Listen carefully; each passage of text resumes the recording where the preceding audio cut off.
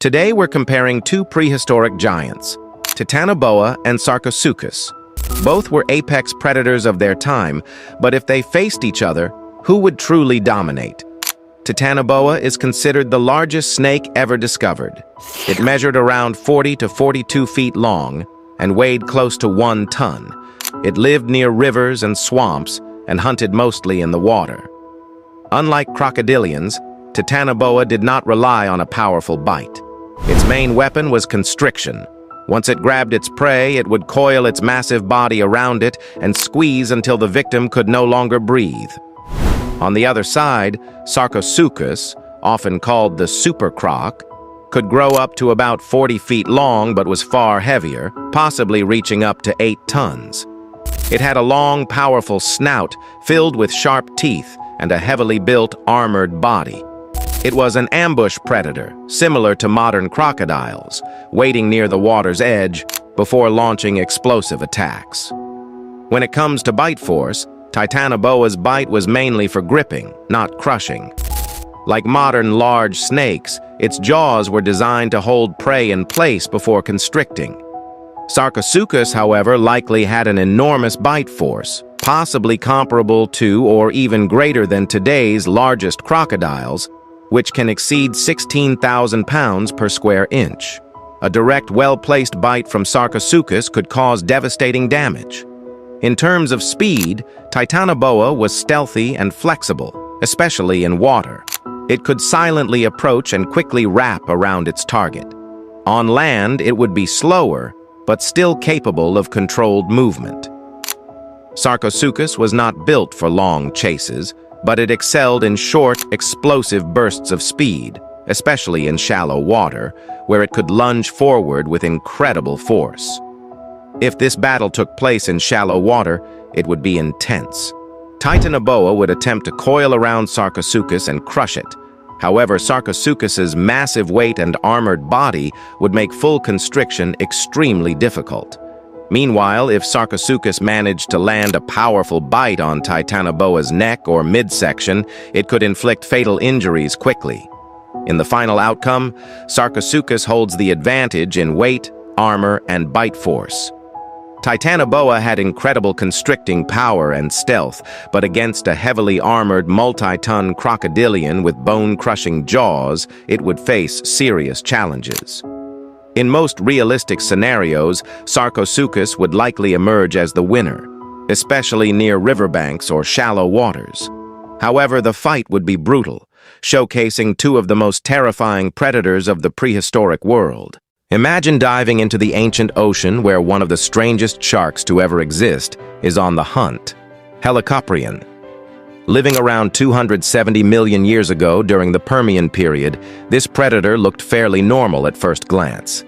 But its real weapon was something straight out of a nightmare. A spiral, circular saw-like whirl of teeth lodged in its lower jaw. When it attacked, those teeth acted like a rotating blade, gripping and slicing through prey with brutal efficiency. It was fast, agile, and perfectly built for hunting soft-bodied animals like squid and fish in deep waters. Now jump forward millions of years to the late Cretaceous seas, ruled by a true marine giant, Mosasaurus.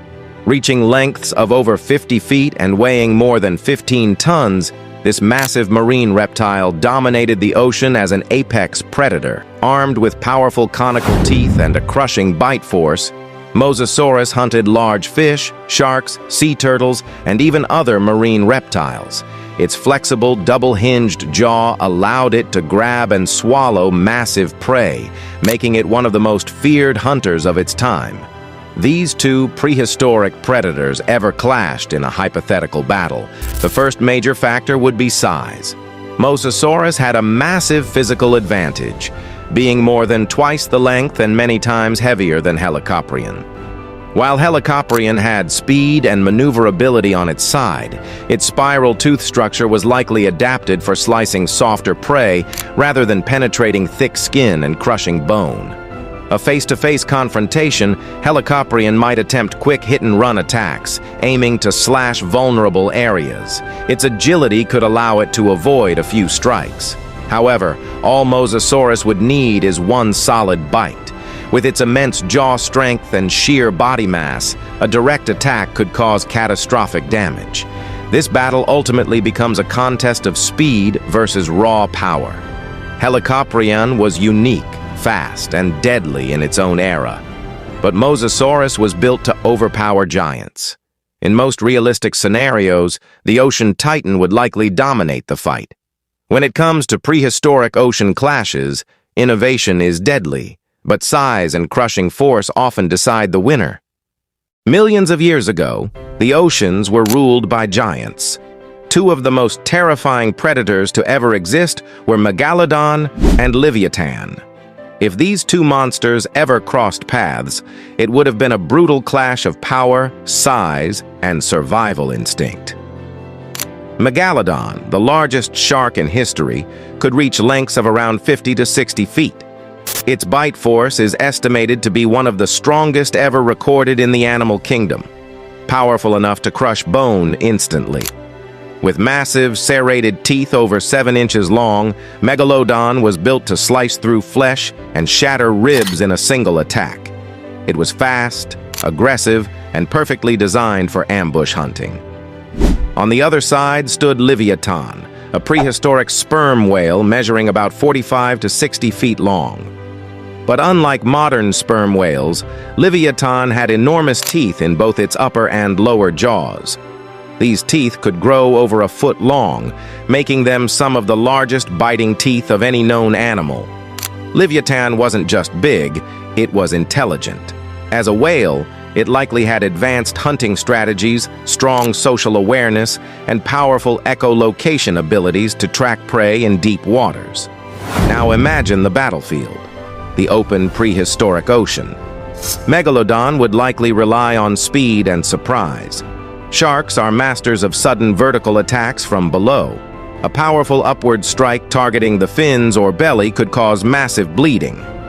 If Megalodon damaged Livyatan's ability to swim, the fight could quickly turn in the shark's favor.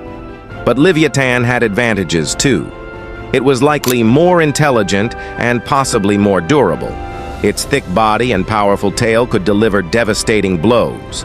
One direct bite from those massive whale teeth could seriously injure Megalodon.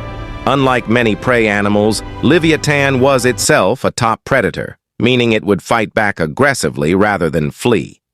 Size-wise, they were similar. Bite-wise, both were terrifying. But their fighting styles were different. Megalodon relied on explosive force and slicing damage, while Livyatan likely depended on crushing power and intelligence. So who would win?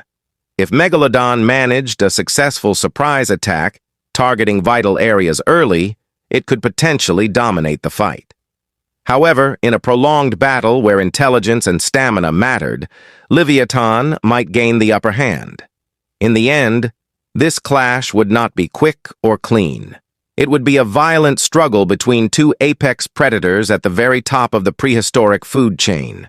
Two giants, one ocean, only one true ruler. If you want more epic prehistoric battles like this, stay tuned to Wild Beast Clash. Tylosaurus versus Mosasaurus. Both were terrifying marine reptiles from the late Cretaceous period, ruling the ancient oceans millions of years ago. Although Tylosaurus is actually a type of mosasaur, it was one of the largest and most aggressive members of the group. Let's break down their power and weaknesses. Size and power. Mosasaurus could grow up to around 50 to 56 feet long, making it one of the largest mosasaurs ever discovered.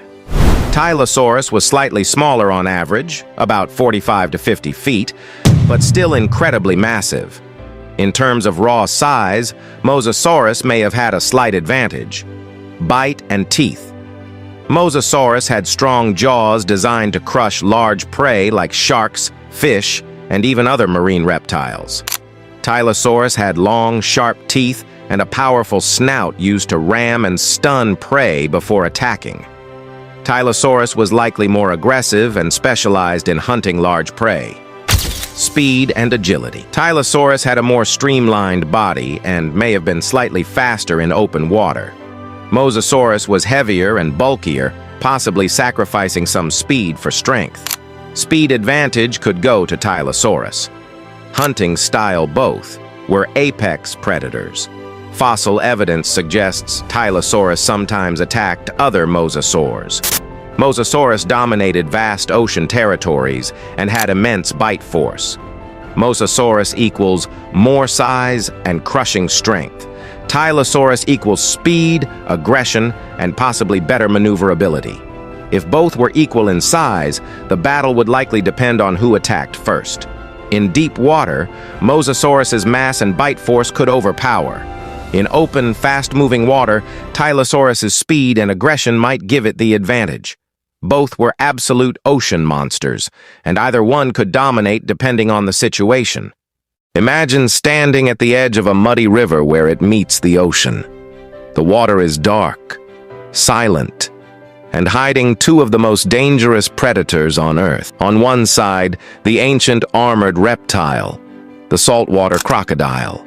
On the other, the aggressive, fearless hunter of both rivers and seas, the bull shark. If these two apex predators crossed paths, who would dominate? The saltwater crocodile is the largest living reptile on Earth.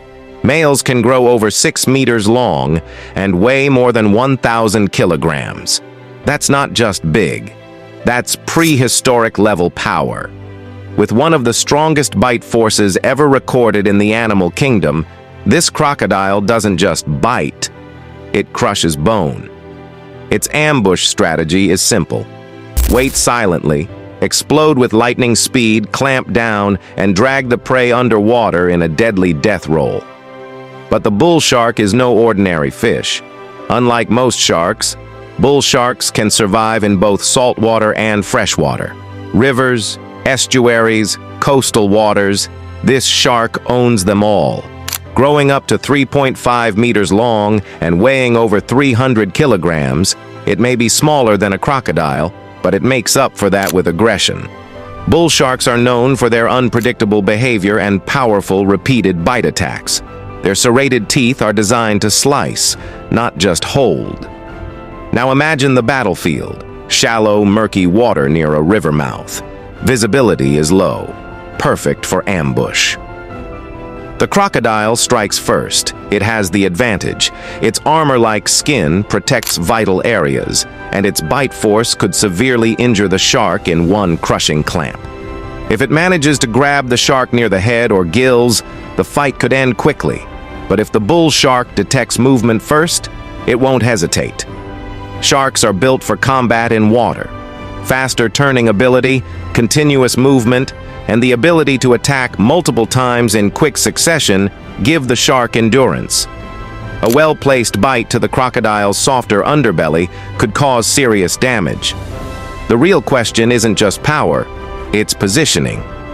In very shallow water near the shore, the crocodile likely has the upper hand.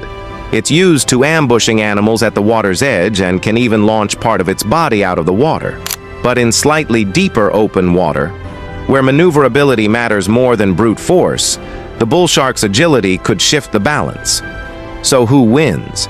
In most realistic scenarios, the saltwater crocodile probably has the edge due to size, armor, and bite force.